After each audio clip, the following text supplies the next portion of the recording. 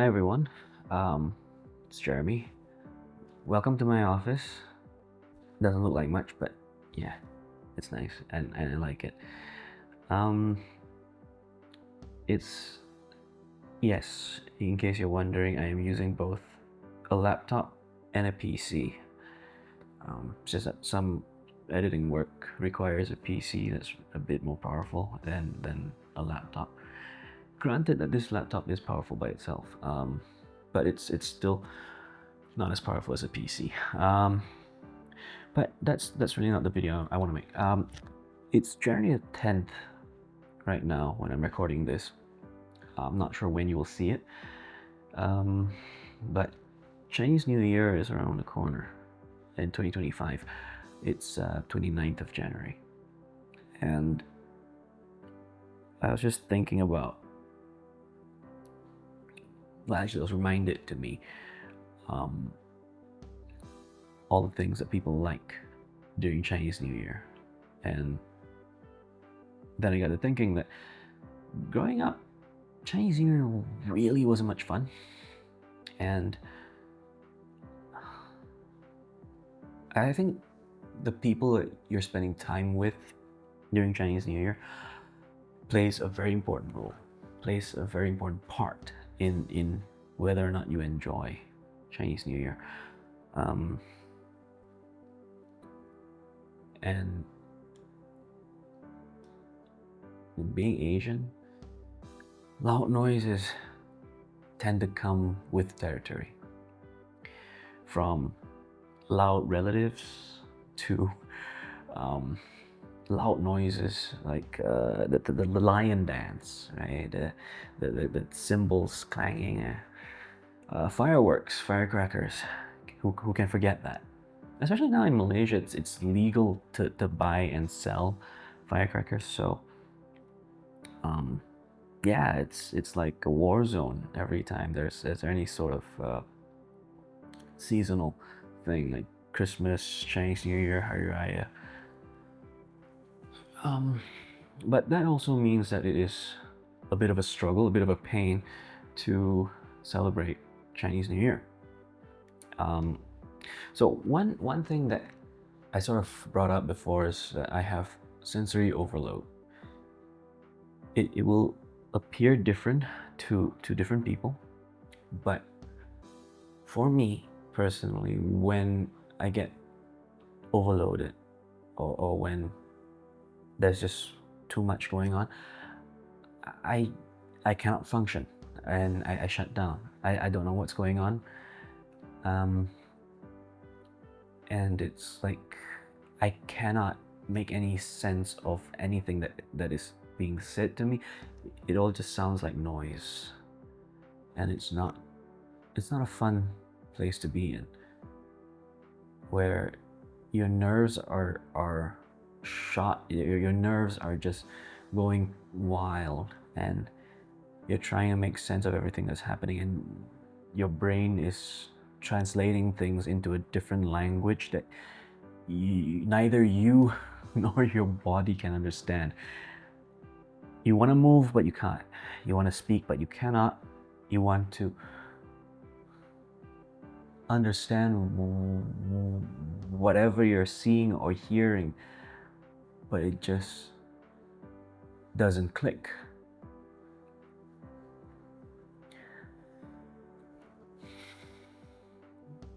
And that is the tip of the iceberg for me, right? Don't get me started on the relatives who ask questions like, when are you getting married? Oh, when is it your turn to give ang pao? This sort of things. In those circumstances, I feel that there are a few things that people can do to sort of help people like me to also enjoy this upcoming festivity, right? So let's talk about the sensory overloads that I personally experience. There's smell, there's light, there's touch, there's audio, hearing. Yeah, so let's just start with audio. It's I think very straightforward one. Prepare a quiet corner, um, or actually don't be offended if you see me scurrying off to like a quiet room or something, and just like shutting myself in for the whole day. It's just I cannot cope around loud noises. But that's the funniest thing also, because when I listen to music, I can put it on quite loud and I'm perfectly all right with that. It's because I can predict the sounds that are going into my ear, right? Because I have got the playlist. I know what the sounds are. I know what the songs are, and so I'm okay with that loud noise. But if it is a sound that I did not predict, that I did not anticipate, then I I'm on edge. I'm my mind goes into overdrive. And so one example is this: when people play music in the car, it's not my playlist. I don't know the songs. And also it puts me on edge because I'm trying to listen out for other people, like other cars or motorcyclists. And if the music is too loud, I cannot hear their horn, which endangers lives. That's number one. Number two is also that when I'm listening outside, there's this weird thing that happens in my hearing, is that my baseline for silence goes up because of how loud things are, which makes the peak loudness even louder, if that sort of makes sense. So if like absolutely silent, I can hear a pin drop, and that's perfectly fine. But when there is noise and I have to listen out for pin dropping, the base level of that noise becomes higher, the floor becomes higher, and so that noise that is already there becomes even louder in order for me to compensate and then hear that pin dropping. I hope that explains it. But yeah, it's really nerve-wracking in that situation. And so there are times when I do go out with my earphones, earpods, right? So don't be surprised if you see me with two earpods in and like blocking the world out. Don't be offended. That's just how I am. Uh, that's just how I need to cope, and that's audio. So even for fireworks, firecrackers, same thing, earphones. Or you could get those earplugs, the ear muffs. That usually helps as well. That you can plug in.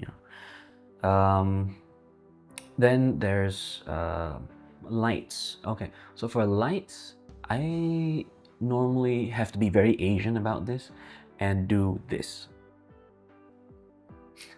Or actually, yeah, if I'm driving, then sunglasses. I'm wearing transition lenses, so it does cut out some of the light. But yeah, sunglasses really help when I'm driving in the daytime. At night, light glare from other cars as well. Sometimes I do have to wear like darkened shades. Um, tinting the car would help as well, I guess. Um, hmm, yeah, and it's just a matter of keeping the light out from the eyes. But funny enough, you see this thing that's flashing over here? Some lights I'm okay with, especially when there's a pattern, there's a strobing effect. It helps me. Um, like I can count the number of times it loops around or the pattern, right? And it helps me regulate, and I cope with it that way. Uh, Next would be touch. Yes. So I don't normally like people touching me, even at the best of times.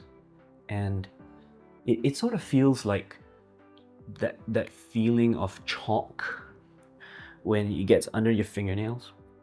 It's that kind of powdery gnawing sensation that you want to get out of your nail beds, right? Your underneath your fingernails, just want to get it out of there. That's how I feel when people touch me, and um, I'm trying to accept it, but still, I wouldn't recommend that you try and pat me on the back without my knowing. Yeah, if I can see it coming, then I'm able to actively anticipate it and prepare myself for it. And the last one was smell, right? Okay, so I don't know a very good way of preventing this other than just walk away from the smell. But one thing that I have been getting into lately is this sort of, I call it the old man stick, or actually, yeah, no other way of saying it, the old man stick, because these have a certain smell to it that I am very, very pleased with, and it helps me cope as well with other kind of smells. So I just normally have one or two or three or four, somewhere around everywhere that I have a space. So that's the other thing about autistic people as well. We tend to collect things that we really like. So you see it with this, but I also have it with like earphones. This is one, and two. I got two earphones. I used to have four, but the other two are like, the battery's like dying, and I just left it at home. So therefore use at home. So I think there's a pattern there. There's four of these. There's also four earphones. Okay, so that's my slice of autism and how I deal with my sensory overloads. Again, each person will have a different way of coping, will have a different way of managing this, and to that matter, they might not even be as triggered by the things that I am triggered by. Okay, so again, it's up to you to try and understand the people around you, and what they need, and of course just talk to them, understanding them, just talking to them, and see what makes them tick, what makes them uncomfortable, and try to accommodate that as best you can. um, yeah, and of course, letting them do what they love doing best is really one way of helping them enjoy the festive season even more. So what I love doing is, I'm very passionate about tech, I'm very passionate about video, and so I've got all sorts of equipment. Like here's the company's gimbal, but I have my own DJI Ronin 4, RS4, and I also have a drone, and I love using all of this, making content, making videos, and it's quite therapeutic for me. And I think the best way to understand why this is that I like creating things. I like seeing that I can do something, and I cannot stand stagnation. And so when nothing is being done, I get really, really anxious. I get really antsy.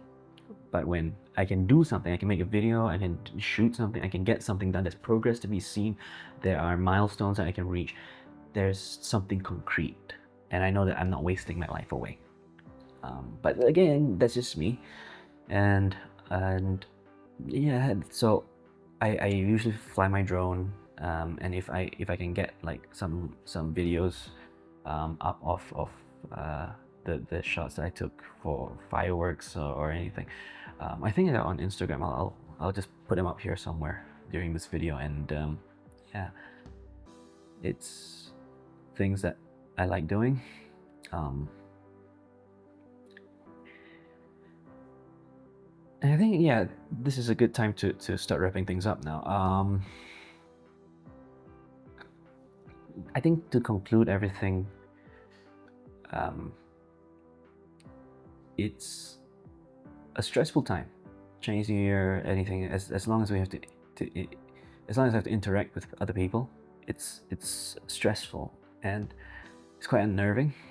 And yeah, I think these are some things that people can do to help alleviate and make some semblance of peace and um, inclusion in these festive seasons and in the lives of people who are autistic. And if you found this helpful, share it with people that you think this will resonate with, and see what they can tell you about autism and share their stories and how they cope. And yeah, let's get the conversation going, and we get to learn more about each other. So yeah, how do I end this? Like and subscribe and share and comment, and yeah, I'll see you guys in the next video.